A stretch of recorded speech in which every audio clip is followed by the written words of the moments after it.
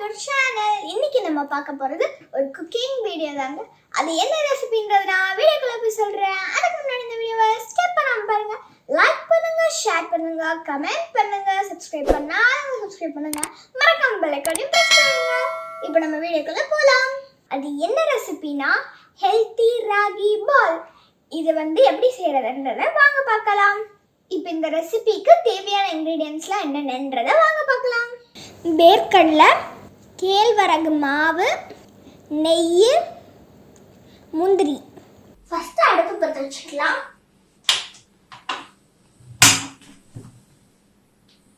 இப்போ மேலே ஒரு பேன் வச்சுக்கலாம்.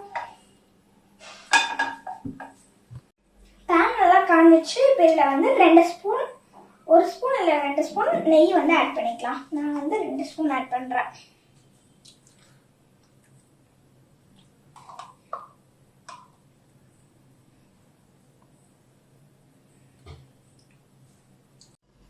நெய் நல்லா காஞ்சிச்சு. இப்போ இதில் கொஞ்சம் முந்திரி பருப்பை ஆட் பண்ணிக்கலாம்.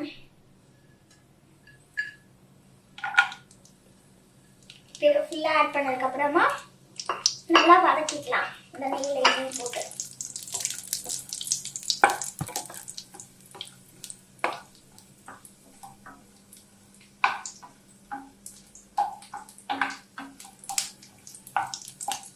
இப்போ இது நல்லா பொன்னிறமா ஆயிடுச்சு. இது நம்ம ஒரு பிளேட்டுக்கு மாற்றிடலாம். இப்போ முந்திரி வறுத்து ஒரு பிளேட்ல மாற்றி வச்சிருக்கோம். இப்போ நெக்ஸ்ட் செட் பண்ணலாம். இப்போ என்ன பண்ணோம்னா, நம்ம நெய் ஆல்ரெடி போட்டு வறுத்து வச்சிருந்தோம்ல, அந்த எக்ஸ்ட்ரா இருக்கிற நெய்யில் ராகி மாவு போட்டு நல்லா வறுத்து வச்சுக்கணும். இந்த மாதிரி ராகி மாவு ஃபுல்லாக கொட்டிட்டு அப்புறம் வறுத்து வச்சுக்கணும். அந்த நெய்யிலேயே ஃபுல்லாக வறுத்து வச்சுக்கணும்.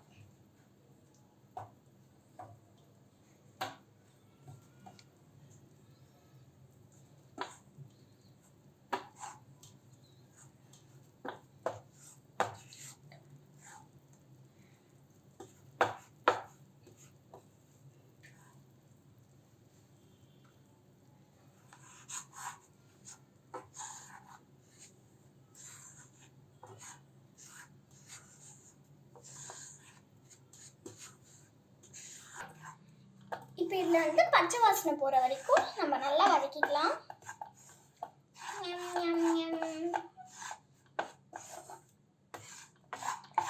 அதுக்கப்புறம் இது நல்லா ஒட்டாமல், பேனில் எங்கேயும் ஒட்டாமல் நல்லா சுற்றி எடுத்து விடணும்.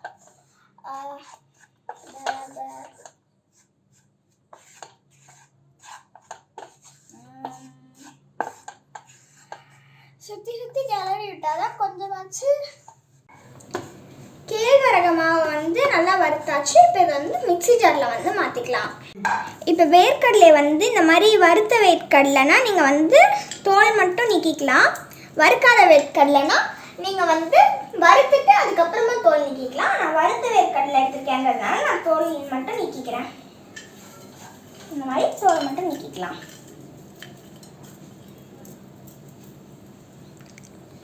இதை இந்த மாதிரி பண்ணலாம். நிறைய மெத்தட் இந்த மாதிரி இருக்குது.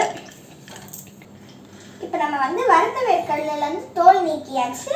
இதை நம்ம ஒரு மிக்ஸி ஜாரில் போட்டு இதை நம்ம தொடர்ந்து அரைக்கக்கூடாது. விட்டு விட்டு விட்டு விட்டு அரைக்கணும். ஸோ அப்போ உங்களுக்கு ஆயில் ஆகாது. நீங்கள் தொடர்ந்து அரைச்சிங்கன்னா உங்களுக்கு ஆயில் ஆகிடும். விட்டு விட்டு அரைச்சிங்கன்னா ஆயில் ஆகாது. ஓரளவுக்கு இது அரைஞ்சிருக்கு. இன்னும் கொஞ்சம் அரையணும். ஸோ இன்னொரு கொஞ்சம் தடவை போட்டு அரைச்சிக்கலாம். இப்போ நம்ம வேர்க்கடலை இந்த மாதிரி நல்லா பொடியாக அரைச்சி வச்சிட்டோம். கூடவே கேழ்வரகு மாவையும் போட்டுடலாம். இப்போ இது கூட கொஞ்சம் கொஞ்சமாக கேழ்வரகு மாவை ஆட் பண்ணிக்கலாம்.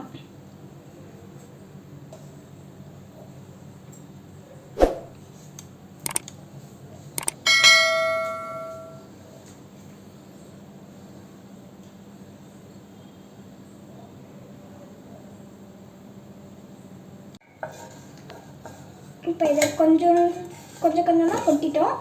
இதில் இப்போ இதை ரெண்டுத்தையும் மிக்ஸ் பண்ணிக்கலாம்.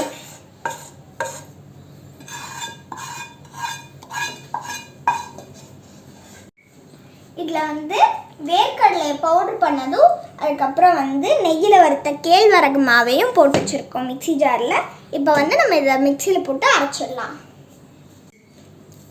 இப்போ இதில் வந்து நம்ம ஆல்ரெடி அரைச்ச வேர்க்கடலையும் அதுக்கப்புறம் கூடவே கேழ்வரகு மாவையும் ஆட் பண்ணியிருக்கோம். இதை வந்து நல்லா சேர்த்து அரைச்சிட்டோம். கூட வந்து நம்ம நாட்டு சர்க்கரை ஆட் பண்ணிக்கலாம், இல்லைனா வெல்லம் கூட ஆட் பண்ணிக்கலாம். இது ரெண்டுத்தில் எது வேணாலும் ஆட் பண்ணிக்கலாம். நான் வந்து நாட்டு சர்க்கரை ஆட் பண்ணுறேன். இப்போ வந்து நான் அப்படியே நாட்டு சர்க்கரை வந்து போட்டுக்கிறேன். இப்போ வந்து நாட்டு சர்க்கரை போட்டாச்சு. ஸோ வந்து இதையும் கூட சேர்ந்து கொஞ்சம் அரைச்சிக்கலாம். இப்போ இதில் நம்ம வந்து வேர்க்கடலை அதுக்கப்புறம் வந்து கேழ்வரகு மாவு கூடவே வெல்லம் கொஞ்சம் ஆட் பண்ணியிருக்கோம். இப்போ மூணுத்தையும் சேர்த்து அரைச்சிட்டோம். இதை வந்து ஒரு பாத்திரத்தில் நெய் ஊற்றி அதில் வந்து போட்டு நல்லா உருண்டை பிடிச்சிக்கலாம். இப்போ அதே தவாவில் 2 ஸ்பூன் நெய் மறுபடியும் ஊற்றிட்டு கொஞ்சம் சூடு பண்ணிவிட்டு இப்போ நம்ம அரைச்சி வச்சிருந்த மாவு அதை வந்து ஆட் பண்ணி உருண்டை பிடிச்சிக்கலாம். இப்போ இந்த நெய்யில் வந்து நம்ம ஆல்ரெடி அரைச்சி வச்சிருந்த மாவை வந்து கொட்டிக்கலாம்.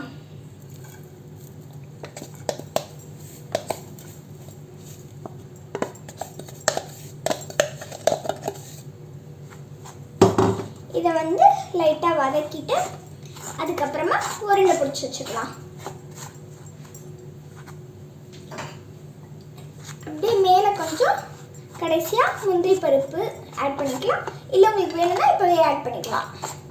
நான் வந்து இப்போவே ஆட் பண்ண. இப்போ இது வந்து ரெடி ஆகிடுச்சு. நல்லா மிக்ஸ் ஆகி எல்லாத்துக்கூடையும். இதை வந்து நல்லா ஸ்மெல்லோடையும் டேஸ்ட்டோடையும் இருக்குது. நான் லைட்டாக டேஸ்ட் பண்ணி பார்த்தேன். ஸோ வந்து இது நம்ம உருண்டை பிடிக்கிறது நெல்லிக்காய் சைஸில் உருண்டை பிடிக்கணும். இப்போ நம்ம சூப்பராக உருண்டை பிடிச்சாச்சு. இதை வந்து என்னென்னா நம்ம 10 நாளைக்கு ஸ்டோர் பண்ணி வைக்கலாம், கெடவே கெடாது. அது மட்டும் இல்லாமல் வேர்க்கடலையும் ராகி மாவும் உடம்புக்கு ரொம்ப நல்லது.